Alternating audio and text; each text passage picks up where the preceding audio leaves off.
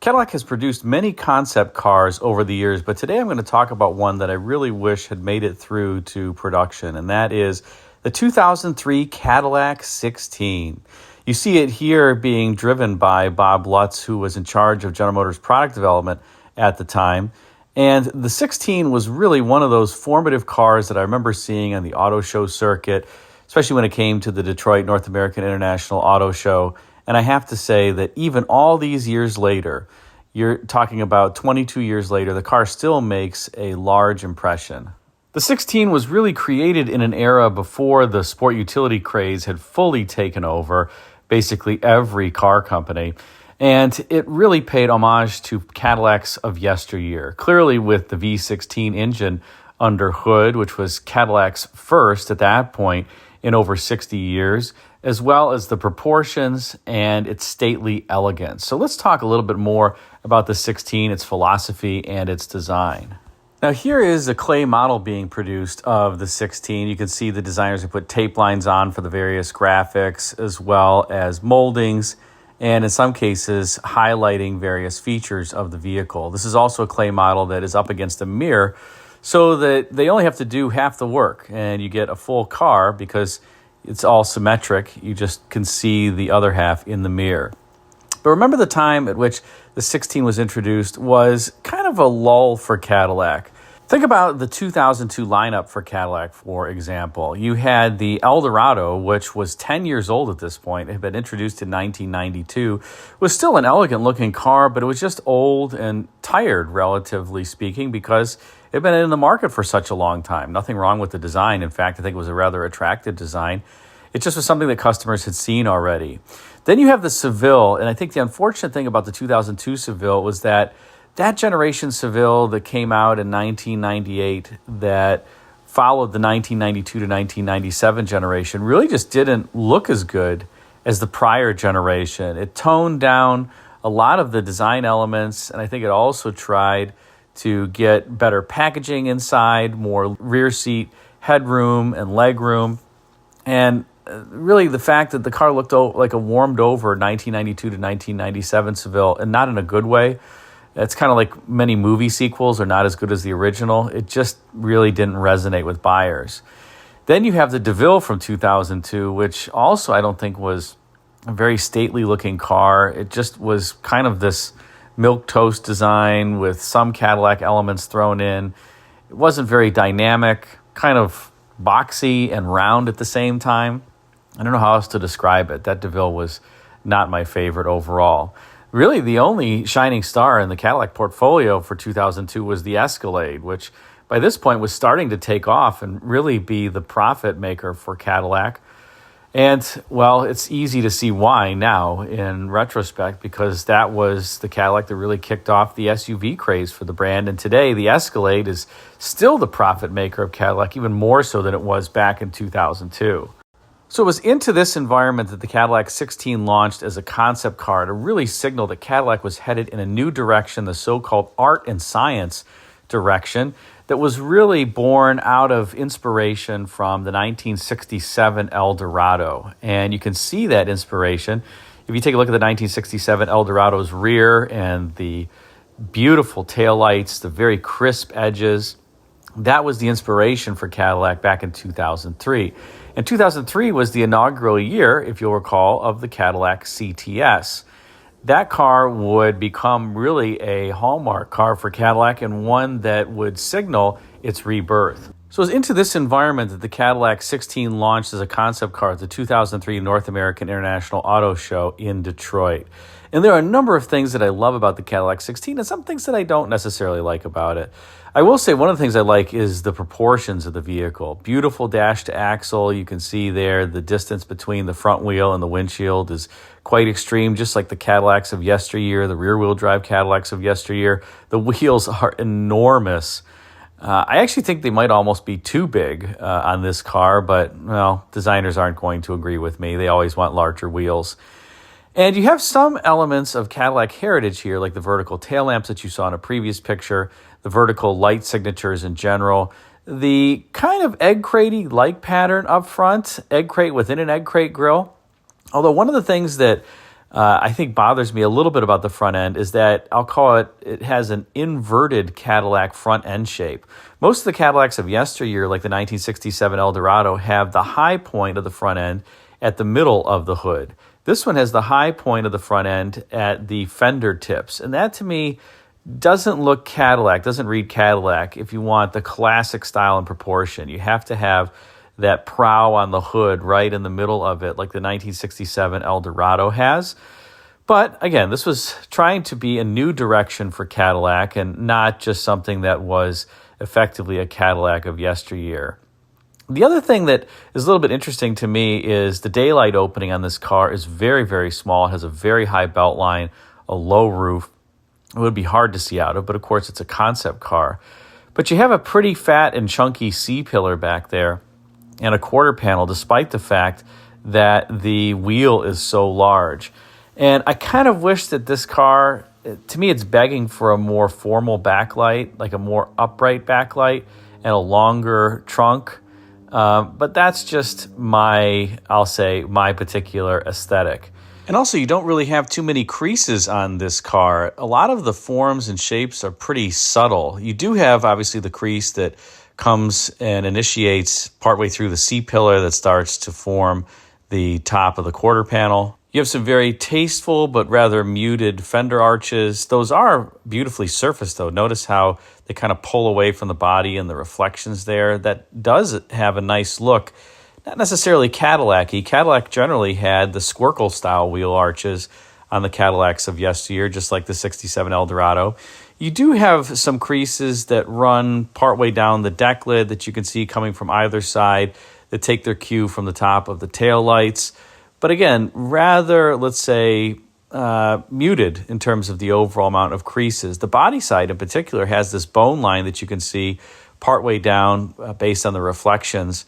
But there aren't any creases on the body side like there is on the 1967 Eldorado. And that 67 Eldorado to me is just so beautiful because of all those creases. It looks like the crease in a pair of men's trousers, as Bill Mitchell, the former design vice president of General Motors, would say. You have the beautiful crease in the 67 Eldorado that is basically the top of the quarter panels. Then you have creases all over the deck lid. You have creased taillights that are accentuated by bright work. You have the crease that runs partway through the body side that initiates up front with the fender and just kind of continues through the body side. That car is just absolutely gorgeous and looks very tight. I don't know how else to describe it. This one has a tendency to look a little blobby and doughy, I think because it's so large and it doesn't have many of those creases. But yeah, I still think the 16 is a great-looking vehicle. I'm just partial, admittedly, to the 67 Eldorado, which really was the original inspiration. And the 16 certainly had a distinctive front-end signature. I mean, imagine this thing coming at you in your rearview mirror. You can see there is a little bit of a prow to the hood, but I really just want more. And it would especially be befitting of the Cadillac 16 because that prow was really outfitted on the 1967 Eldorado originally because the car, believe it or not, was not supposed to have Cadillac's 429 cubic inch V8 underhood, which was the standard engine and the only engine in the 67 Eldorado. It was actually supposed to have a single overhead cam V12 that was exclusive to Cadillac and was going to be exclusive to the Eldorado. And that was pulled at the last minute, really for reasons of reliability. And Cadillac engineers felt that they could get plenty of power out of the upcoming 472 cubic inch V8. And in fact, they did. They thought that they just weren't going to be able to get more power than that engine had. And why have the complexity and the cost when that 472 was going to be buttery smooth and powerful as it is? And they ended up giving the Eldorado an exclusive variant, the 500, in 1970. At least the 500 was an Eldorado exclusive for quite a few years before all the Cadillacs got the 500 cubic inch V8 in 1975. Oh, well, I guess designers perhaps felt that it wasn't needed here. I mean, after all, the 16-cylinder engine under hood here was not an overhead cam variant, but we'll talk a little bit more about that engine in a second after we discuss the interior. Now, turning now to the interior of the Cadillac 16, you have this beautiful, organic, flowing interior. Obviously, lots of beautiful wood in here on the center console as well as the IP, and then flowing into the door panels. You also have this two-tone type style. The upper portion of the IP as well as the door panels is black, and then this beautiful tan leather lower section. This was before Cadillac went and redid their emblem. You see here the wreath and the crest. And as you'll recall, Cadillac ended up dropping the wreath and then elongating the overall Cadillac symbol, creating a different aspect ratio for it. And then once they did that, the cars had more of this kind of chevron style theme to the interior. This was before that, so you don't really see any of that chevron theme. And I guess if I had to give one critique of the interior, it's quite beautiful and simple and organic, but it doesn't necessarily read Cadillac. If you took the badging off this interior, it really could go in anything. In fact, maybe it looks a little bit more like a Buick interior, just with the organic nature of the curves and the overall design. So it's a great looking interior, but I think one of the things that Cadillac was kind of struggling with during this time frame was trying to come up with interiors that had true Cadillac themes. Today you get into Cadillac and you really know it's a Cadillac interior. The seat stitch patterns have that chevron style, and that chevron is repeated everywhere. But during this time frame, you have things like the 2003 CTS interior that were patterned off of, no joke, a desktop computer. And that's why that 2003 CTS has that big center stack in the middle. That could be the theme for just about anything. So I think that was a missed opportunity during this time frame for Cadillac. Now, the coolest part of the Cadillac 16 was, of course, what was under hood. And they made the hood fold up kind of old school style in two pieces that rotated vertically. But here you can see it, the 1,000 horsepower, 1,000 pound-feet of torque, 13.6 liter, wow, V16 engine that was based on the General Motors LS engines. But oh my goodness, what a beautiful masterpiece. I do love how the designers also took inspiration on the valve cover from the original Cadillac V16, the 1930 to 37 models that were overhead valve. By the way, for those who don't know, there actually were two Cadillac V16 engines, one from 1930 to 37, which was an overhead valve variant, and then a different one from 1938 to 1940, which was actually a flathead. So Cadillac regressed, in effect, in technology on the V16 as it progressed over time. But the valve cover here resembles the valve covers on the overhead valve original V16 variant. Now, that original Cadillac V16 was 7.4 liters. So this one is considerably larger at 13.6 liters, not quite double, but and far more powerful. Of course, that original Cadillac V16 was nowhere near 1,000 horsepower. But this was really the coolest part of the entire car, and what kind of gave it its street cred. It was that Cadillac was trying to really harken back to its former glory days. It's hard to say that anything other than the Cadillac V16s are the true high watermark of Cadillac. Even the 1967 Eldorado, maybe that's the high watermark in terms of design. But in terms of engineering prowess, especially relative to what was being produced at the time, there were some other auto companies that produced 16-cylinder engines as well. But the Cadillac V16 was just awesome. And, of course, it's right on the heels of the stock market crash in 1929 being introduced in 1930. Now, the V16 was backed only by a 4-speed automatic transmission. And this was really a time before which auto companies had introduced, let's say, the 8-speed, 9-speed, 10-speed transmissions. But who cares? Who needs more than 4 speeds with 1,000 pound-feet of torque? This thing is going to get off the line and launch just fine in any case. And I kind of long for those years of the 4-speed automatic transmissions. Maybe 5 speeds is enough, but once you get into the 8, 9, and 10 speeds, they just kind of get annoying. They're always shifting, downshifting, upshifting. I just don't like it. I miss really the 4-speed automatic transmissions. They were smooth in their operation, they were seamless, and they were reliable. They were quite durable in general. So it is what it is, I suppose.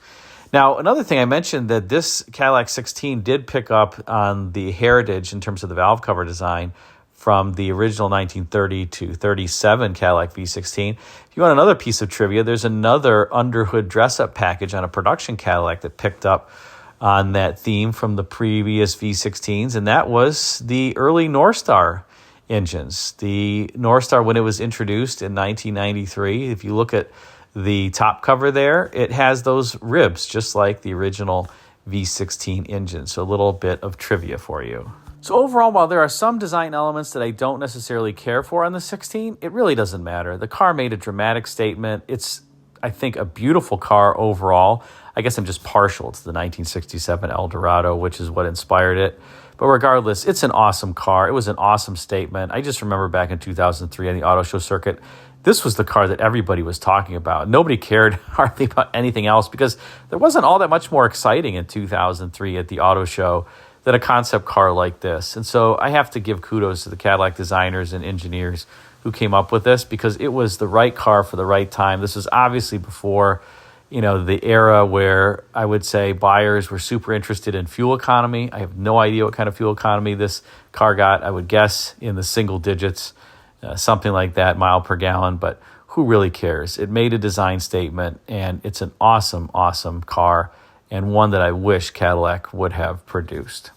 What do you think? Do you wish that this was the Cadillac concept that they should have produced, or what about another one? Put a comment in the comment section. Thanks again for watching.